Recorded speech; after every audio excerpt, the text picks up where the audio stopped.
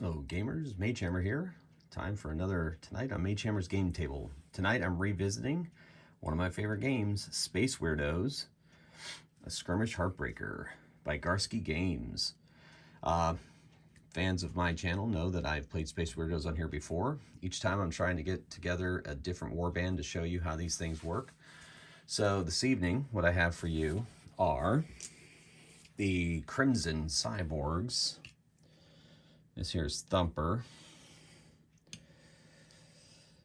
Got ourselves a Ranger Sniper.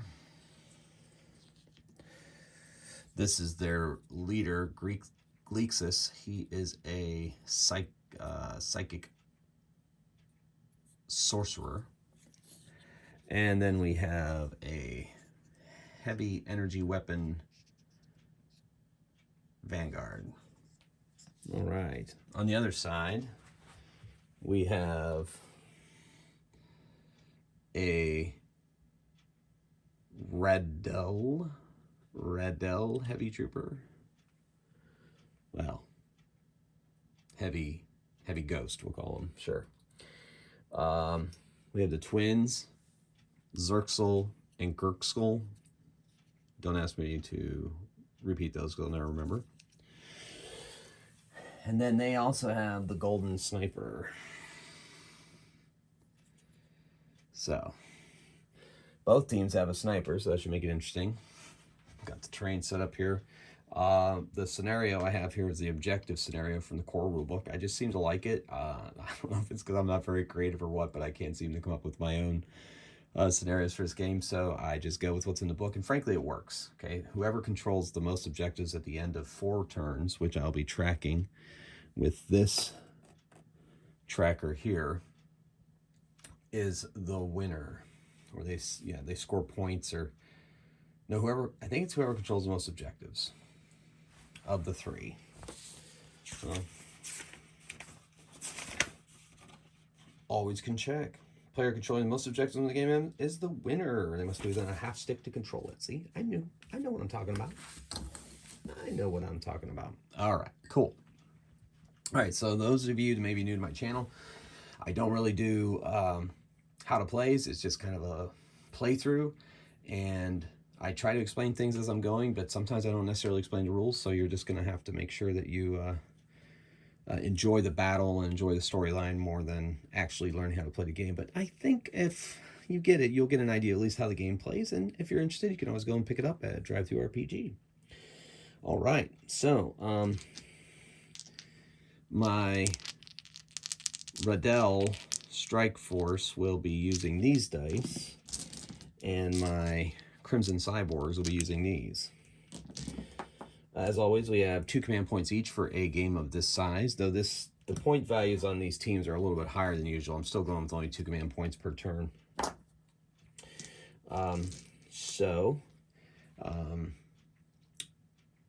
This area had been war-torn at one time, and then after the war, both sides realized that there may be actual tech in this area, so they've sent in teams to try to find it. There was a blip, and so now they've come to this place to see if they can dig up the tech, which is where the objectives are located.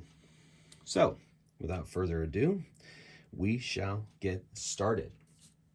All right, the teams roll initiative. Crimson Cyborgs roll the normal 2d6, and the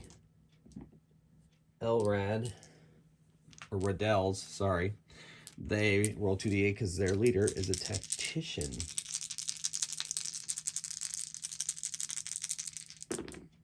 All right, so we're looking at the... Oh, I rolled the wrong dice, but we'll just count it for now. I rolled the opposed dice. 9 versus 4, so the Crimson Cyborgs go first. So what happens is I've already deployed. Usually one side deploys and the other side deploys. They deploy all their models at the same time. However, from this point on, it's going to be back and forth activation. So they're going to put old Thumper, they're going to try to send forward. So he has up to 2 speed, so he can move up to 2. And he's going to move out of the rough terrain there. And then I need my movement tokens.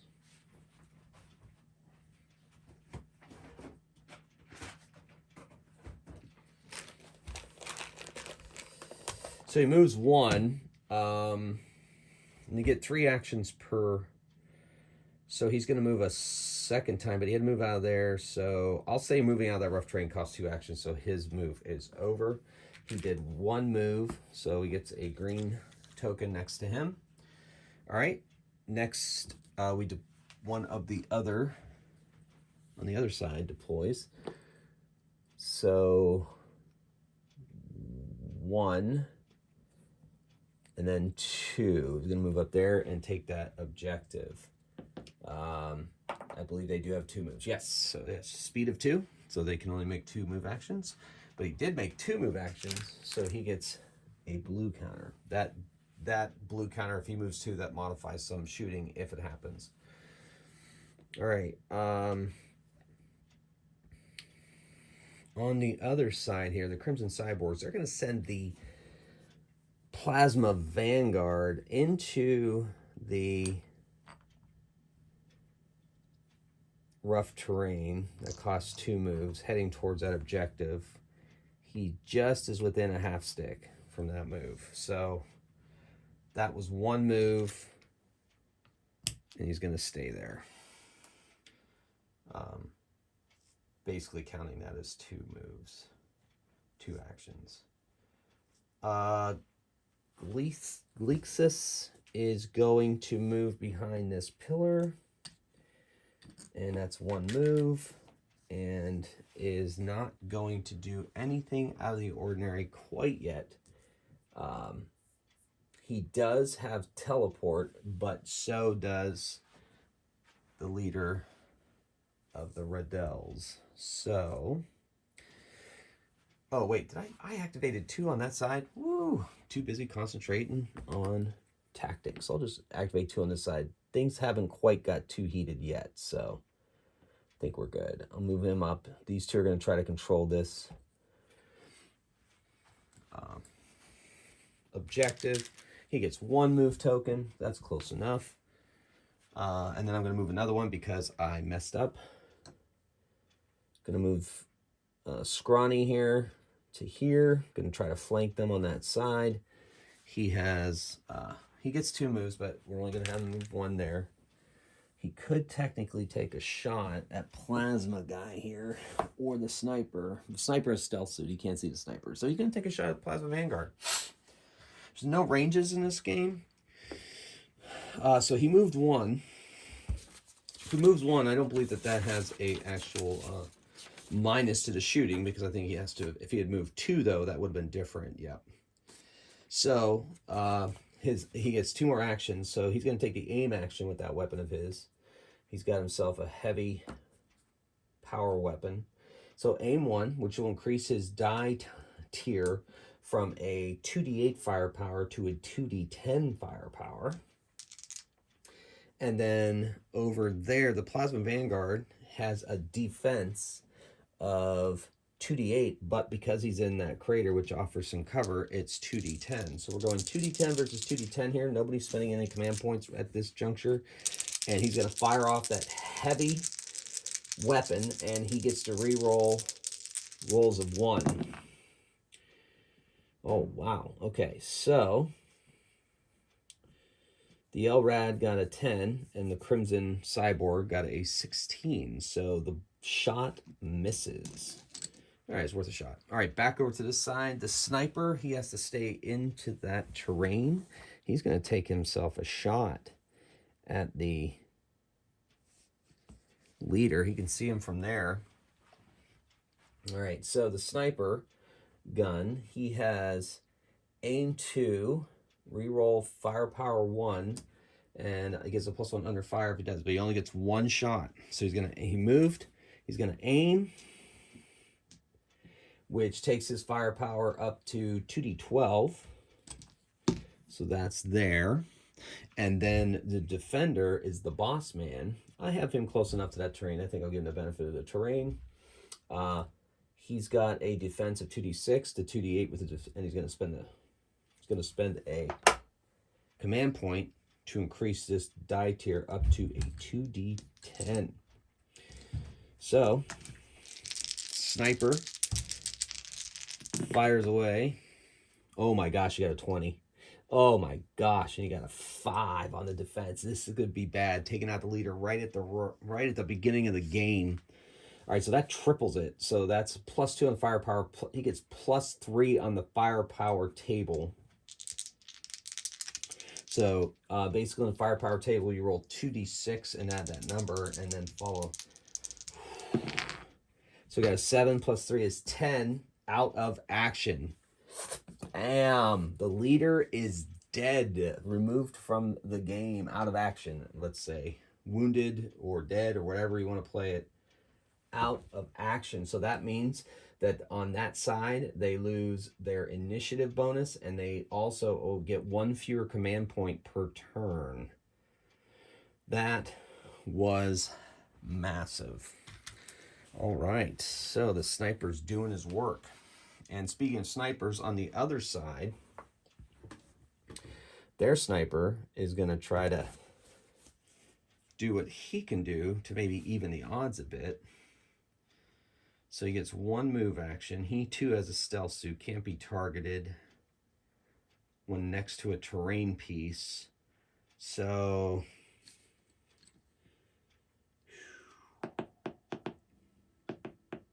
he's going to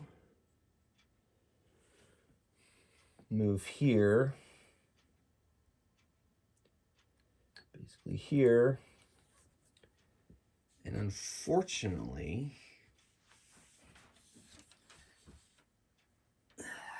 he would normally be able to see the sniper, but that sniper too has a stealth suit, so if they're next to terrain, they cannot be targeted from a distance less than a stick or more than a stick.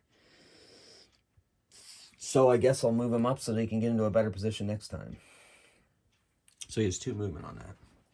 But that's the end of this round. So we are now in the maintenance phase where we remove the movement tokens. We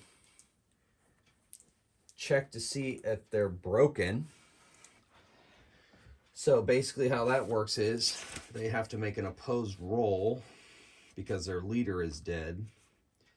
And then if so, then they have a 1 less die type on their initiative rolls from then on.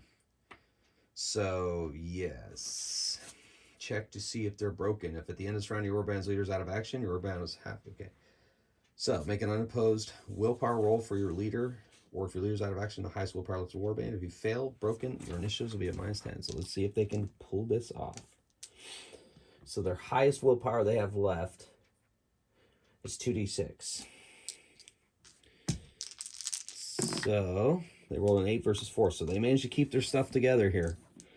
They managed to keep their stuff together. And they will not have to reduce their initiative. However, they're also going to spend their last command point to give themselves an additional. So they're going to be at 2d8 on their next initiative. And the Crimson Cyborg is going to do the same since they're sitting there with those command points. And that'll make their initiative, because they're already at a 2d... Oh yeah, that'll make theirs 2d8. So we'll be doing 2d8 versus 2d8 here. Okay. So that brings us back to command phase. They get their command points. However, the Radels only get 1 command point because their leader is dead. So we are on to turn 2. And currently, each team controls an objective. So let's see what happens in this turn. All right, so we roll initiative. 8s versus 8s. Got an 8 for the Radels and an 8, so that's a tie. Can't remember what happens in ties, but for sake of speed, I'm just going to re-roll. So the Radels actually get to activate first. So the Heavy is going to try to go and take that objective. He's got to watch out for that sniper, though. So 1, stops when he hits rough terrain. Spends yet another action to get up in there. So they move two move actions. And he can't see the sniper, but he can see the Plasmo Vanguard. He's already taken 2 actions, so he can't aim, but he's going to take a shot. What the heck? He has some minuses, but that's okay. All right. So he has a firepower of 2d8. And because he moved 2, that goes down to 2d6. But he's going to spend the command point to take it back up to a 2d8. Why not? What the heck? And then the Plasma Vanguard has a 2d8 defense, but because he's in that crater, we're going to make it a 2d10 defense. So we're going to take a shot and see what happens.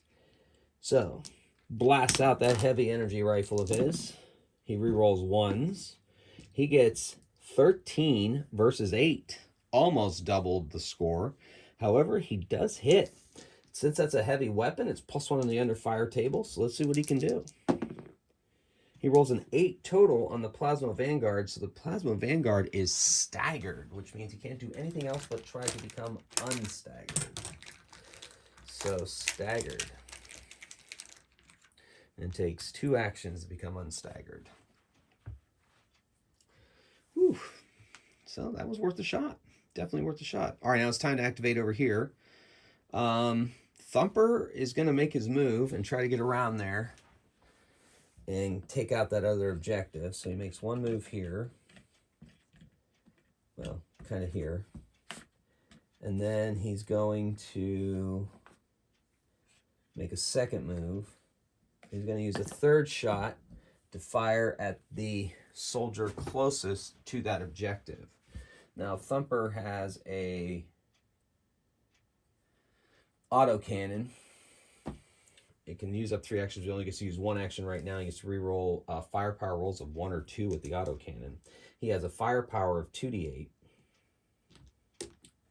He's going to spend to make that a 2d10. And then over here, the Crixil has a defense of 2d8 because he is wearing alien armor. And the terrain does not count in this case. So, fire away, autocannon. 17 versus 16. Wow. Wow, just by 1 did he get through. So the autocannon gets roll on the under fire table at no bonus. And rolls a 7, which puts our man down. So he's going to have to stand up. But no worries. Oh, darn it. Since he moved 2, he had a minus die type. So let's re-roll his dice just to see what happens. This may not have happened exactly the way that we thought it would have. Oh, completely. Oh, he re-rolls 1s. 10 versus 16. Okay, so he doesn't go down. He manages to dodge. Sorry about that, folks. A little rusty, but I'll get it before the end of the game. Okay, so that was that activation. Now we move over to the LRADs. The sniper is going to take his shot. He's going to move into he's got to move into terrain so he can't be shot at. And then he's going to fire away. He's going to aim and shoot. So he has a firepower of 2d10. Aiming makes it 2d12. And he rerolls 1s. So he's at 2d12. The defense on Thumper is pretty high because that's pretty much a walking power armor. He's got a 2d10 plus 1 defense. And he's going to think that, he's going to say that's going to be good enough. I'm not going to spend another command point. Going to hold on to it. So we'll see what happens. All right. Oh my gosh. Double 1s on the sniper rifle. Re-rolling rolls of 1s. All right. 13 has a +1 to firepower rolls because of a targeting reticule.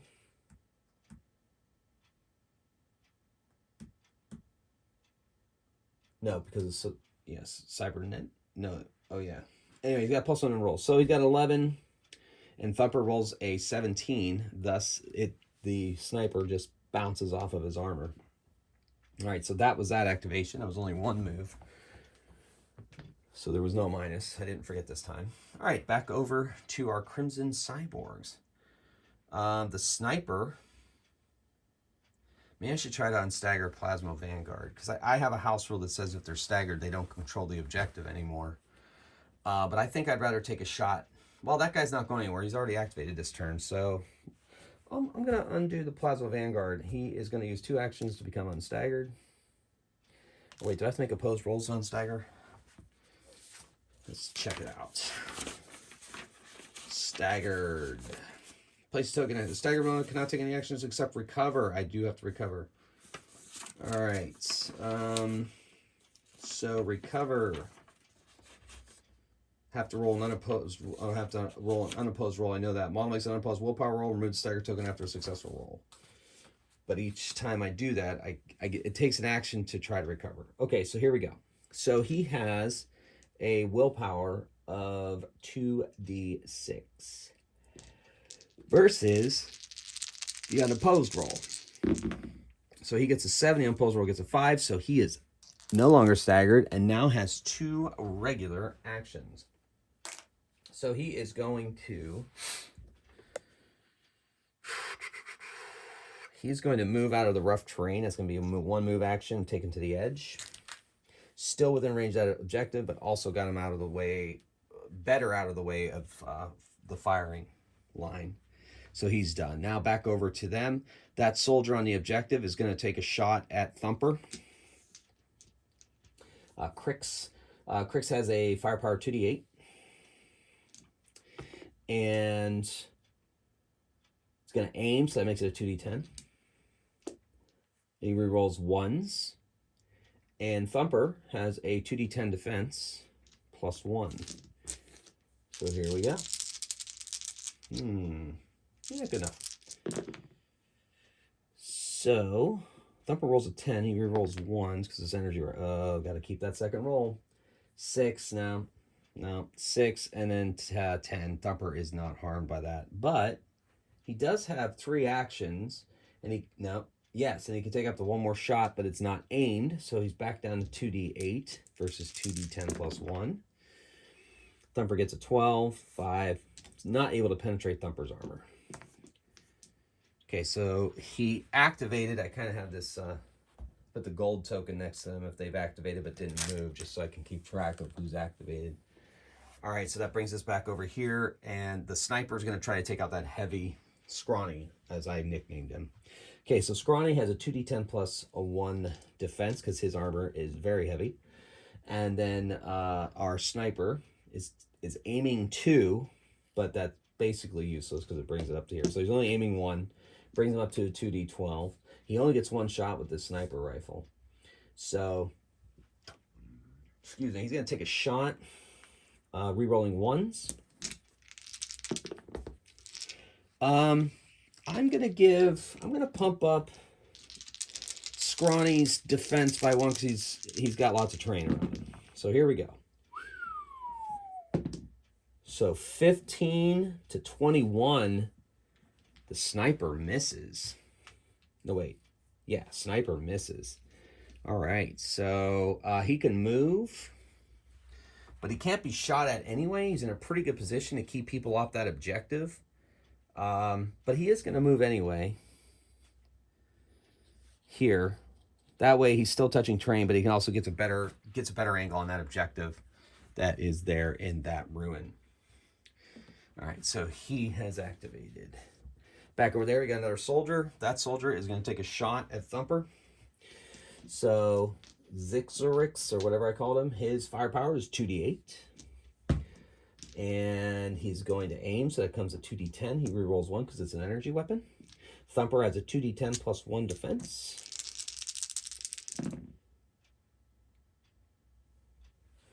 You know what? I'm forgetting. I think Thumper gets target model, gets plus 2 defense. Oh no, plus 1 defense if it moved 2, and it did. Darn it. So technically I should be rolling 2d12 for him. So it didn't really matter last time, but I'm going to do it this time to make sure I get it right. So 12, 13, 14. So he makes it through. Got to roll on the under fire table on good old Thumper. It's not a plus 1 or anything because it didn't double it, and it's not a heavy weapon. So, 10 out of action. Man, he took Thumper in the head, right in the face plate. Thumper is out of action. How the mighty have fallen. Finally, Gleeksis doesn't like the fact that his main tank, quote unquote, has been brought down. So he is going to teleport and do some nasty things. He doesn't have nasty things. He can make people roll better. But he can shoot. He does have an attack. So he's going to try to teleport, which means he has to make an unopposed roll. His willpower is 2d10 plus 1. And he is going to teleport. All right, cool. Here we go.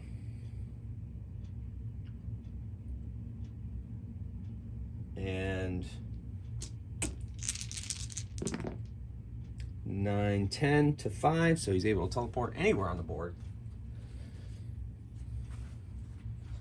He shows up in this crater, and he's going to shoot at this guy.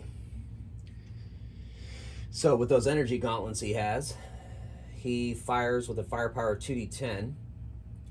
He can aim, which he's going to do, since as a sorcerer, that teleport normally would cost 2 actions, actually only costs 1 because of his sorcerer ability.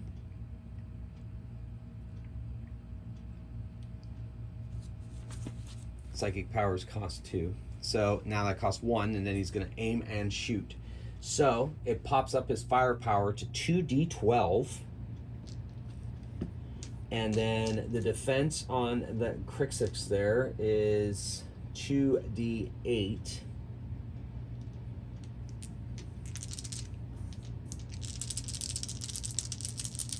And Gleesix is re-rolling rolls of 1s. Yep, there you go. There's one right there.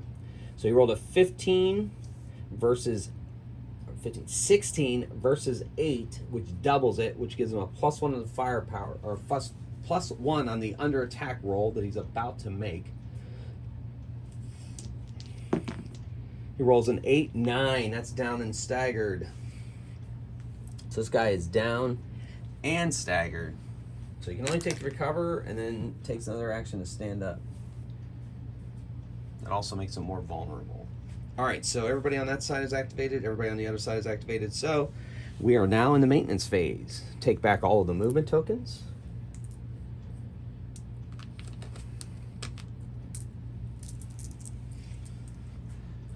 See if anybody's broken.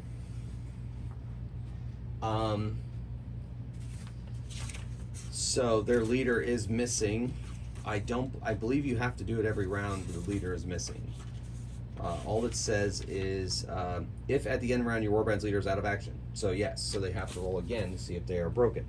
So the highest willpower they have is a 2d6 versus the unopposed roll.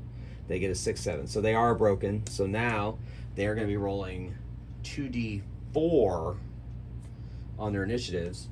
The Crimson Cyborgs are going to spend a command point to be rolling 2d10, because they normally roll, no, 2d8 on this next one.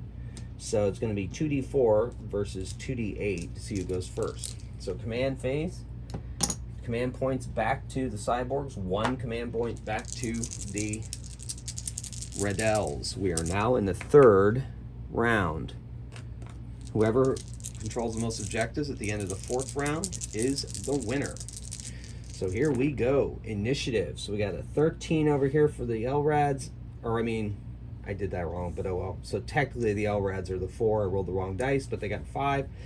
So the Crimson Cyborgs go first. The leader has a chance to do some nasty things to that guy on the ground there, because down creatures, models, are extra vulnerable. It actually gives them a bonus if they're shot at, but he's staggered too, so he has a -1 anyway, so that kind of takes the place of it. If the target model, okay, if the target is down, it rolls defense at -1 DT if it's staggered, so he has a -2 DT. So Gleesis is going to be the one to activate first. Now, because he is in that rough terrain, you can move out of rough terrain. Normally he'd have to stop once he hits it, but he's coming out of it. So he had one move on him. Put a move token there, and then he's going to pound down with his energy gauntlets to try to smash this poor soldier on the ground. Now, that soldier normally has a prowess of 2d6, but he's at minus 2dt because he's staggered and down. So he's actually at a 2d4 because you can't go below a 2d4. And then Gleesus is at a 2d8 plus 1 re-rolling ones, and he technically gets 2 attacks, so it's not looking good for this downed soldier. So, but that plays right into Gleesus' strategy. Teleport in, blast the guy, knock him down, boom, go over and smash him in and take him out. So here we go. So Gleesus has a prowess of 2d8 plus 1. And yes, I'm using the right dice this time. No, I'm not. Gleesus says, there we go, 2d8 plus 1 on this prowess attack. Wow, our poor Elrad soldier is rolling 2d4 to defend. Alright. Because his defense is normally 2d8, but he's at minus 2. Yep. Okay, so here we go. So 10 versus 6.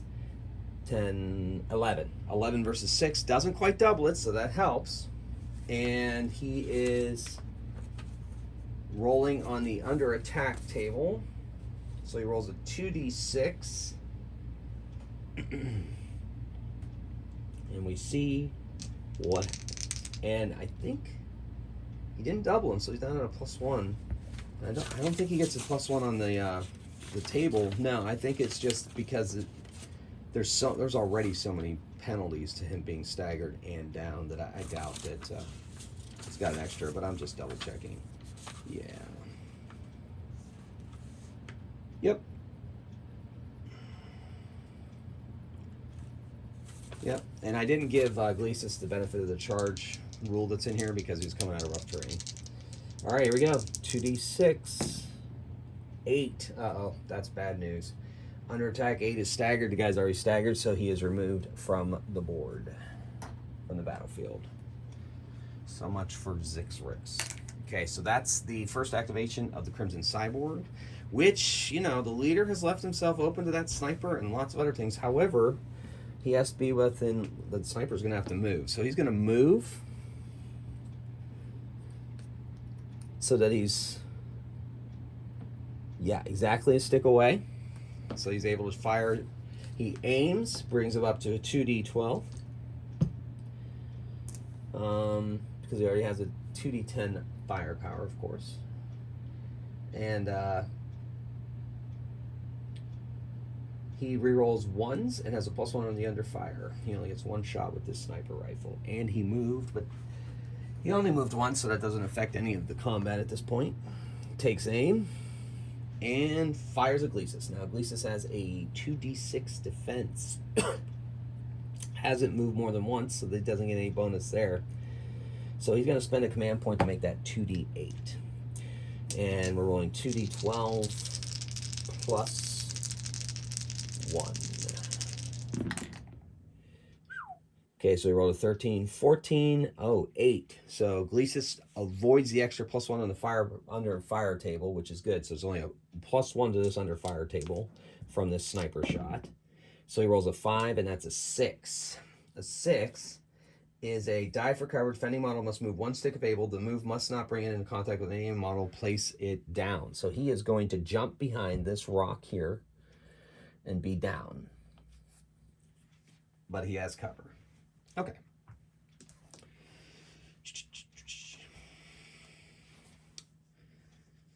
So I don't want to pull that soldier off of that objective. And he could take a shot at Gleesus, but I believe Gleesus actually gets a bonus for being down from shooting, like he's prone. So that wouldn't necessarily be good. He is also concealed. So you know what? I'm going to activate the heavy guy first. Now, he just has to be within a half stick of that objective to control it. So he's going to move here. And that should be able to see, he can see Plasma Vanguard there. So he moves 1. And he is going to fire his heavy weapon at Plasma Vanguard. Now, Plasma Vanguard is touching this terrain, so I'm going to give him cover there as well. So his defense is going to go up to 2d10. And our heavy has a firepower of 2d8, also known as scrawny. And I'm going to spend the command point to make that 2d10. Need to get through here. So he's firing 2d10 and re-rolling 1s and +1 on the under fire table if he manages to get through Plasma Vanguard's defenses. So we got ourselves a 10. Ooh. 10, 11. No, he re-rolls 1, so he only has a 10. So a 10 versus 11, so he just missed Plasma Vanguard. All right, technically, he can take another shot. I guess I should have aimed, but I didn't. I just used command point instead. Well, I can't aim now, sorry. I'm using the other action to shoot. So he's firing off at 2d8, while Plasma Vanguard is still a 2d10. Rolled a 15 versus a 13. This time he gets through. And he rolls a 2d6, plus it's a heavy weapon, so it's +1 on the underfire. So he gets a 7-8. That is going to stagger Plasma Vanguard. Man, this guy spent most of this game staggered. All right. Well, that was fairly productive. All right, so activation time goes over here. The sniper is going to try to take out that heavy trooper, Scrawny. I keep calling heavy troopers just because, man, I mean, look at him. That armor's awesome. It's pretty tough, but oh well. Okay, so Sniper Boy. He has a 2d10 plus 1 to hit. He's going to aim, so that brings up to a 2d12 plus 1 to hit. And he rerolls 1 on firepower, and he gets a +1 under fire automatically. The defense on Scrawny, though, is pretty good. He has a 2d10 plus 1 defense because of his heavy armor. And, excuse me, he has cover, so we're going to go up to 2d12. So it's 2d12 on 2d12. But there's a +1 on the sniper's attack. And a +1. Yeah, we're even. 2d12 +1 each. All right. So 11 versus 16. So 12 versus 17. Scrawny survives that shot. He's going to stay there. And I'll mark him with a gold token so that we know that he at least activated this turn. And that brings us back over to here. We have 1 soldier. You know what? He's just going to take a shot at Gleesus. Anyway, all right. So he's going to aim, which brings him up to a 2d10 firepower. Okay. And Gleesus. You know what? I don't think I'm going to benefit of that cover. I don't think he has it. And it doesn't say anything about being down, adding a bonus. So Gleesus is looking at a 2d6 defense.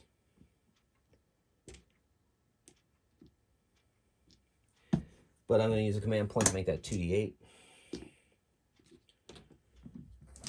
And we'll see what happens. Oof. 15 versus 7. He doubles it. That gives him a +1 on the firepower roll. Uh-oh, Gleesus might be in trouble. 8, 9. All right, so that's down and staggered. So if you have another, if you're down and you get another down result, if you get another down result, I believe that becomes a staggered. If you get another staggered, you die. So I have a feeling that Gleesus is now dead, thanks to a lucky shot by that soldier. I'm actually checking to see what cybernetics does, because Gleesus has cybernetics. I think it only allows them to get extra equipment. Let's double check. Cybernetics +1 to power rolls. Yeah, it gives an extra +1 to punch. That's where that extra +1 came from. All right, well, I believe that is the end of that leader. So both leaders down in this game. Interesting developments. All right, so Plasma Vanguard is going to move. Oh no, he's staggered. He's going to try to unstagger. Oof. Just saw that stagger. So you got to go unopposed roll. He's got his own willpower is a 2d6. So he's rolling 2d6 against 2d6. And 8 versus 7, he just does it. So he gets rid of his stagger, and he still has 2 actions left because it only takes 1 action to recover. So he is going to move onto the objective and fire at Scrawny. So his firepower with that energy weapon of his, he doesn't get to aim, but he gets to reroll once, plus it's a heavy weapon, so he gets an additional +1 for under fire. It's a plasma weapon. So we're moving his firepower up to 2d12. Right. He moved. No, he can't move. So it's 2d10. Sorry. Can't aim because he moved. 2d10 plus 1 versus Scrawny's armor of 2d10 plus 1. And I'm going to make that 2d12 because he's got cover. So 8, 9 versus 12 or 11. So missed. Worth a shot. Okay, so currently we're in the maintenance phase, so we get all the movement and activation tokens out of the way.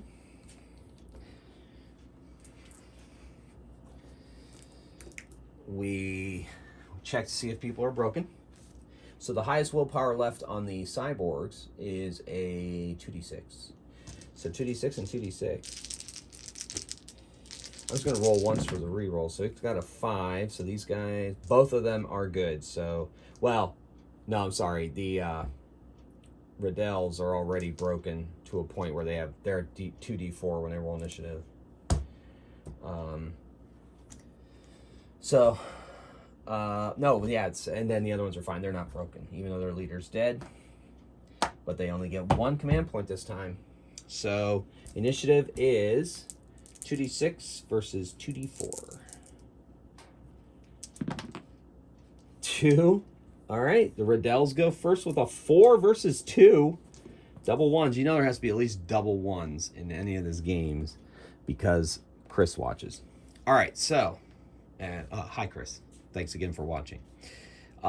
So the Riddels activate first. Right now they control 2 objectives, and all they have to do is hold those objectives. It's not looking like the Crimson Cyborg is going to be able to. So here's what we're going to do. We're going to move him. He moves 1. That's difficult terrain, so he has to stop. And then he's going to move up again into this comfy hole here. So that's technically 2 moves. He can't shoot at that sniper, and he cannot see Plasma Vanguard either, but he is close to that objective. He also has stealth suit, so he cannot be shot at anyway. So that puts 2 controllers on that one objective. So if the sniper can kill one, get in there, tie it up. I mean, I guess we're looking at the best they could do is tie. Move the Plasma Vanguard up in there.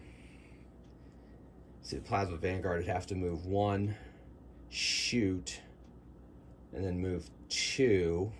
But he has to stop once he hits that rough terrain. Woo.